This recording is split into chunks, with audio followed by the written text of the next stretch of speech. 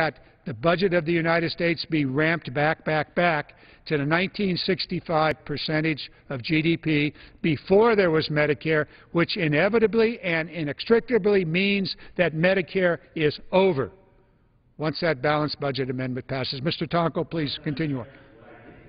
Is the resolve of the default crisis. I didn't hear the advocacy from the other side about paying our bills.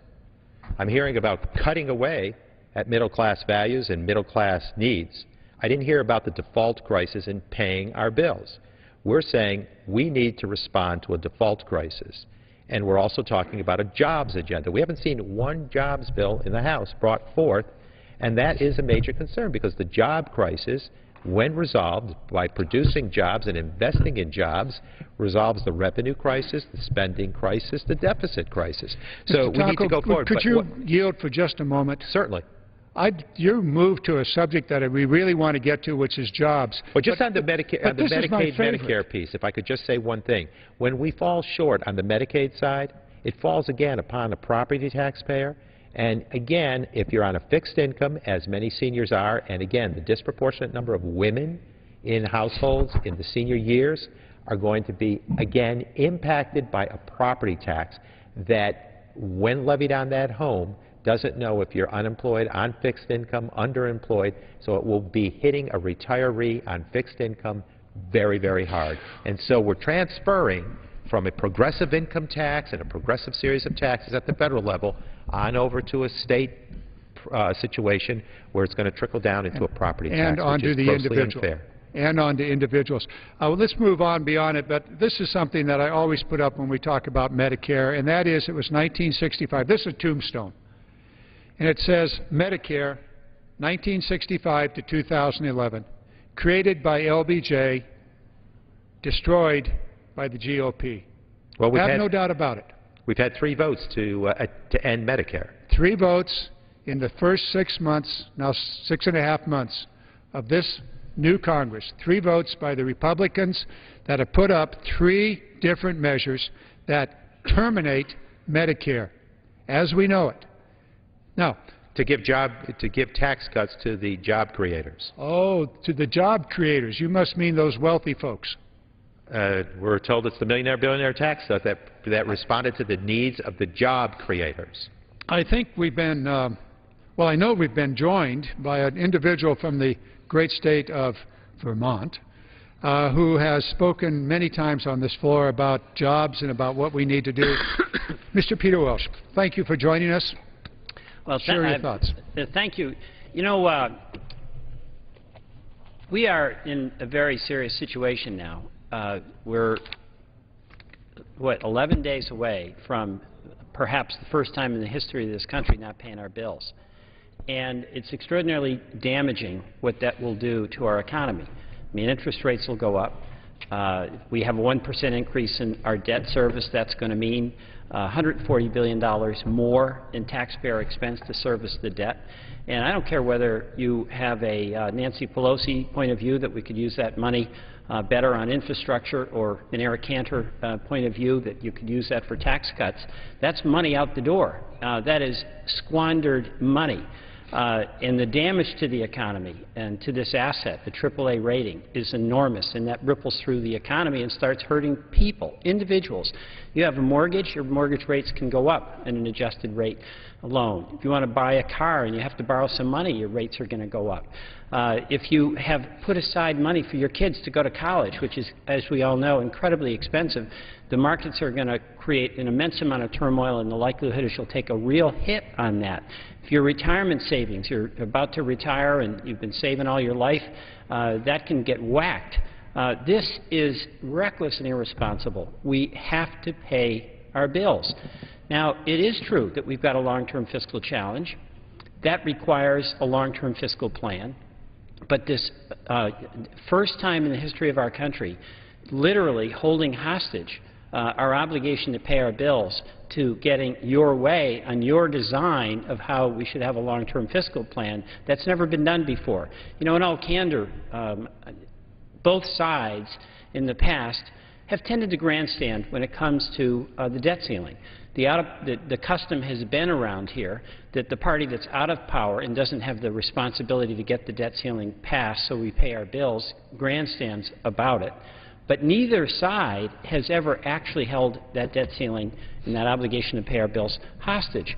And, you know, Ronald Reagan, who was not at all shy about engaging in tax fights and budget fights, raised the debt ceiling. He never would use the full faith and credit of this country to win his battles because he knew that would cause too much harm to the economy. It's putting a loaded gun at the head of the American economy.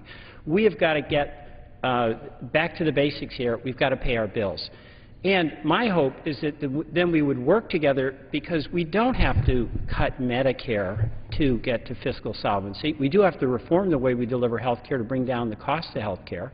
But, you know, if we have a balanced approach where we include revenues, we include the Pentagon, and we, as Democrats, look very hard at various spending programs and are willing to share in the effort to get ourselves onto fiscal solvency, we can do that. So Peter, we can make progress if we work together and just recognize the obvious. We've got to pay our bills, and we also have to work together to get a long-term fiscal plan. Peter, as we stand here on the floor of this House debating an extraordinarily important moment in time about the direction we're going to go, this issue of paying our bills, we need to understand that what we're really talking about here is not tomorrow's bills. We're talking about expenditures that have been made over the years. Excellent point. Dating back to World War II and even before World War II, expenditures that have been made, votes by majority of this House and by the Senate, signed by the President. America decided to spend the money. Earlier I put up a chart here talking about where it came from.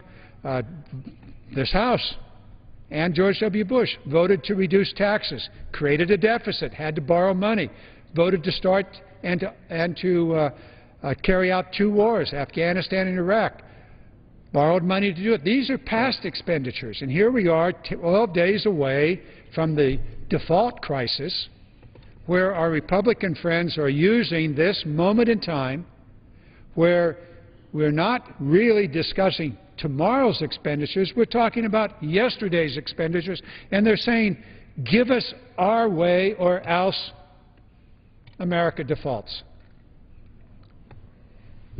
Representative Garamendi, I think that the message from the Democrats in the House of Representatives is straightforward and very logical. Don't end Medicare. We saw 3 votes to end Medicare in the House. We say save Medicare, make it stronger. But then we talk about cutting programs that don't create jobs. Do those cuts where there's not jobs created. Where there are, save those programs, strengthen them, provide for jobs by investing in education, in innovation, and in infrastructure. And it's very easy when you take the education investment, the infrastructure investment, and certainly the education investment, that equals jobs for Americans, for middle-class Americans. And that's what it's all about. If we create jobs, it drives down the unemployment factor, drives down the deficit. And there's no stronger form of medicine, bar none, than jobs being created. It solves a revenue crisis, it solves a deficit crisis, it solves a spending crisis. Some of these programs are correlated directly with unemployment. There's a need to address the needs of the unemployed, the poor. If you put people to work, if you invest in training, retraining programs, education, if you invest in R&D to grow, move ideas along into a manufacturing mode, and then you make it in America, these are the values that we embrace as a party in the House. And I think it's been a refreshing message, one that really gets to something here, and at the same time we're speaking to the default crisis. We're saying this is how we resolve that default crisis. Don't walk away from the obligation, the responsibility to pay our bills. And as you said, 2 wars, a pharmaceutical deal for Part D for Medicare, and millionaire and billionaire tax cuts were all spent. Those were all forms of spending, and all of that was borrowed in order to spend on tax cuts. And now the bills have come home to be paid. happened a decade ago, it doesn't matter. They're bills that have to be paid. We cannot put the economic vitality and viability of this nation at risk or trigger an international economic crisis by not paying our bills. So we address a default crisis, we save Medicare and strengthen Medicare, and we have a formula of innovation, education, and infrastructure that equals jobs for Americans, working families, for middle-class Americans. It's straightforward. It's straightforward. We kept hearing from our Republican colleagues that what America needs is a cut, balance. How does that work? I don't know, because it was messing with the Constitution, and the Wall Street Journal advised, don't mess with the Constitution. Leave the Constitution out of this. And, you know, there were those who are economic advisors to President Reagan who said, this is frightening. You know, the exact words were very denouncing. And so no one took that seriously. And we spent hours here debating on a format to adjust the Constitution, and some of the best minds who have worked in government have said, you know, from very conservative perspectives, have said this was a wasteful measure. The Republican, we heard it here over and over again, and it was cut, balance, cut. But whatever, what I kept hearing is cut, slash, and burn, because they're going to cut and slash critical programs for seniors. I think what Americans really want, really want, they want a job. They want work. They want to go to work. They want an invest, grow, and build policy. Not a cut, slash, and burn policy, exactly. But an invest, grow, and build. They want to invest, as you say, in education. They want their kids to have an education. They want to build the infrastructure, and they want to see the economy grow. But I'll tell you what happens when you start cutting, slashing, and burning.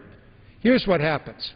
If you take a look at the American economy, beginning in December of '09, just start right there and just say that's the equilibrium point. It wasn't a good day at all in America. A lot of jobs were not available. But we've seen 2.8 million jobs created in the private sector. Okay?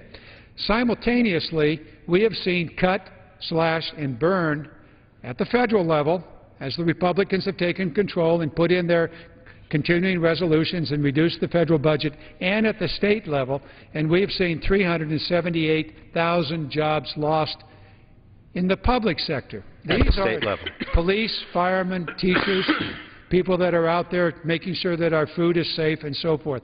So here's the reality is we're seeing the government jobs go down. For every 100 government jobs that are cut, 30 private sector jobs are lost, because those people depend upon the payroll from those government jobs. The Simpson-Bowles Deficit Commission said it very clearly. This is a long-term problem. We need to solve the deficit over the long term. We cannot and should not solve it with immediate cuts, because it will impair the recovery of America. And here's what's happening. We're seeing the growth in the private sector retarded as the public sector reduces. This is the effect of the cut, slash, and burn strategy that our Republican colleagues want to put forward. So what's going on in Vermont? Well, let's talk about the balanced budget amendment. We in Vermont don't have a balanced budget amendment. We're the only state that doesn't have it. We've always managed to balance our budget. And we've done that when we've had Republican administrations and Democratic administrations. The balanced budget amendment in Congress, I think, has some hazards, because the federal government at certain times is the one tool that the American people have to be countercyclical. If the economy is really going down and it requires the federal government to step up to try to maintain purchasing power, that's debatable, but it's the only tool that we have as citizens is the federal government to do that. What I think the balanced budget amendment suggests is that you can legislate away your future problems. You can come up with a fix that is going to guarantee that you're not going to have to suffer through trying to figure out how to solve very difficult problems, either because it's a national security threat, it's a collapse in the economy like we had with the collapse of Wall Street. And by and large, it's not any way for us to avoid making direct and difficult decisions where we balance our revenue needs and we balance our spending needs based on the circumstances. And that's the constant work at Congress. It requires the application of judgment. It requires cooperation. But it requires the ability to be flexible and responsive to the circumstances that exist. A balanced budget amendment is a one-size-fits-all that puts us in handcuffs in an effort to try to avoid getting out of balance. Thank you very much, Mr. Welch. I noticed that on my left side, our colleague, Mr. Perlmutter from Colorado, has joined us, and directly in front of me, our colleague from the great state of Ohio, Ms. Sutton. And let me turn to Mr. Perlmutter of Colorado. Thank you, Mr. Garamendi. And I think you all have been focused on the real issue in front of us. The best way, we have some budget issues, but the best way to handle our debt is to put people back to work. The quickest way to reduce the debt or the deficit is to put people back to work. All of a sudden you have revenue coming in, and you don't have to pay unemployment, and you don't have to pay so much COBRA, and you don't have to pay so much Medicaid. That's the first order of business. Plus, it really makes people feel valuable. Anybody knows that a job gives you dignity. That's what you're looking for. A good job to care for your families, to, provide for the future. That's what we got to do here. And Democrats, our formula is innovate, educate, rebuild our infrastructure equals jobs, equals good jobs that are long-lasting, that people can rely on, that they can work, and feel good about their lives and the future for their family. Now, one of the things that we've said as Democrats is if we make it in America, we will make it in America. Instead of sending jobs overseas, let's have them here. We have the finest people in the world, some of the most talented and skilled people anywhere. We need to be making things in this country. In Colorado, for instance, one of the places where we can see these jobs is in our energy sector, both in traditional energy, oil and gas development, but also in new energy. Energy efficiency, renewable energy, solar, wind, biomass, new jobs, good jobs.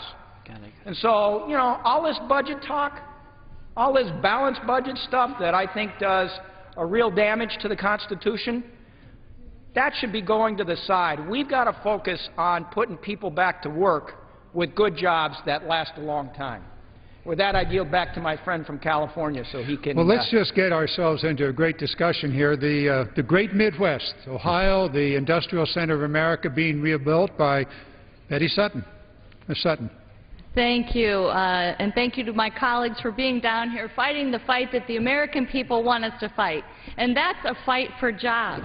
The American people, the people that I represent in Ohio, their #1 priority, by all means, is about putting people back to work, because as Representative Perlmutter just stated so eloquently, it really is about empowering people. They don't want a lot from their government, but they do want a government that will work with them and for them and enable, to the extent possible, play that role that will help spur our economy, invest in infrastructure which puts people back to work, level the playing field for our manufacturers. I come from a place where we have a very strong manufacturing base, and it hasn't always been treated fairly. We've had a lot of unfair trade deals that have been passed that have hurt the people that I represent, and we've had a lot of policies that, frankly, just didn't do them well, and we can do better. But here we are 200-some days into this new Congress under Republican leadership, and not a single jobs plan to come before this body. It is quite amazing to think about. Instead, what are they talking about? Imposing a budget that ends Medicare and protects the very tax breaks that end up shipping our jobs overseas. Well, I am really proud to stand here with you tonight and to work on those policies that will put America back to work, that will strengthen not only our infrastructure but our economy, which will keep our place in this world as leaders. And so, as we move forward, I hope that our colleagues on the other side of the aisle will get focused on what America needs, and that is jobs, jobs, and jobs. And we have a role to play. way.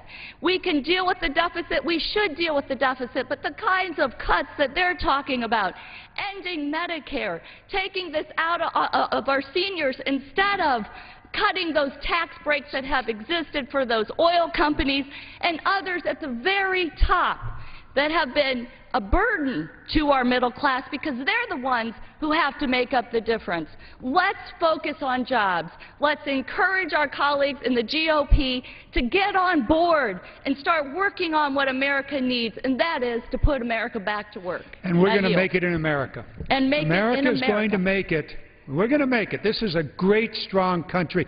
Yesterday I heard during the debate that we're broke. We're not broke at all. We've got a deficit problem. We can deal with that with some good policies when we put people to work. This is America, and we're going to make it in America. You look at that thing that Mr. Perlmutter has over there, trade policies. We talked about that a little bit. Taxes. We're spending our tax money on buying equipment that's made overseas when it ought to be made in Ohio. The buses, the trains, the solar panels, the wind turbines. How about doing those in Colorado? You have a plant there. Use our tax money to buy American-made equipment. Talk to me about research. Mr. Tonko, you come from one of the great early research centers of America. Thank you. The original Tech Valley. Thank you, Representative Garamendi. I know we don't have much time. I'll do this quickly. The 21st Congressional District that I represent in upstate New York is the host community to the Erie Canal Barge Canal. It gave birth to a necklace of communities dubbed mill towns that became the epicenters of invention and innovation. That same pioneer spirit is fed today. It's part of our DNA. But you need any investments in R&D. It's why my region is now one of the top 5 in the country for the growth of green-collar jobs. Innovation that is being advanced simply by investing, as we did in the prior Congress, in job creation, not cutting programs that provide opportunities for work. Instead, they're going and building up programs like handouts to the oil companies that aren't producing a job, tax cuts for millionaires and billionaires. They need the dollars for that. They're cutting valuable programs that either speak to the dignity factor for our seniors through Medicare or advancing research and development that grows jobs. That's what we need to do. The Democrats are on message. Jobs, jobs, jobs. Solve the jobs crisis. You'll resolve the deficit situation, the revenue situation, the spending situation. Well, we're going to put people back to work, and one way we're going to do it is with a clean energy policy. We need a national security policy on energy.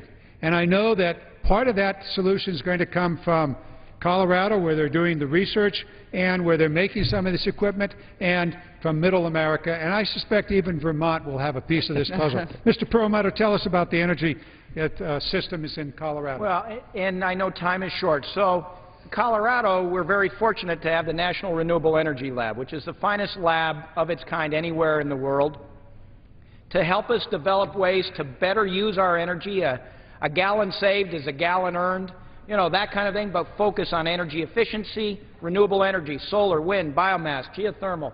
Those are new jobs. And to be more efficient with traditional energy sources, to be smarter about how we use them and how we extract them. This is about restoring the American dream for people, that they have good jobs, a good education, dignified and healthy lives as seniors. That's what we want to restore for America, not all this gloom and doom and all that we're hearing and cuts. This is about restoring the American dream, and we can do this. Okay, we're going to have our bullet session here. We're going to go around and we're going to wrap. We're going to start with Ms. Sutton from Ohio. You've got 37 seconds. All right, thank you. Thank you again for having this hour, and it is so important that we do make it in America. I talked a little bit about jobs. I have a bill right now that's pending that I would encourage the Republicans to join me with in passing. It's called the Keep American Jobs from Going Down the Drain Act. It just says that as we rebuild our infrastructure here, our water infrastructure, our sewer infrastructure, that we do it with American iron and steel and manufactured goods. It's a jobs bill. It's a strengthening bill. It's good for America. This is a strong and great country, and I agree with my colleague. We can do better by it. Mr. Tonko. Our country is strong. Our economy is one that is bolstered by job creation. And, you know, we've said it so many times over and over again, don't cut valuable programs. Allow our seniors the dignity of Medicare. That enables them to have economic sustainability, vitality. That is important, and we invest from children to seniors in a way that produces jobs, strengthens regional, state, and the national economies, and we go forward. And I think the optimism is there. Our message is one of can-do, not denial, cuts, slash, burn. Mr. Welch. 3 points. 1, let's pay our bills. We always have. We always will. 2, let's have a long-term budget plan to stabilize our budget with a balanced approach. Revenues as well as cuts, the Pentagon, as well as reforming how we deliver health care. And 3, let's make it in America. We're going to make it in America, and when we do, America will make it. We will put forth as Democrats a jobs program. We're going to invest, we're going to grow, and we're going to build this economy. That's our promise. I yield back our time. Good job. You guys are good. It's fun. This is fun. The Chair lays before the House a message.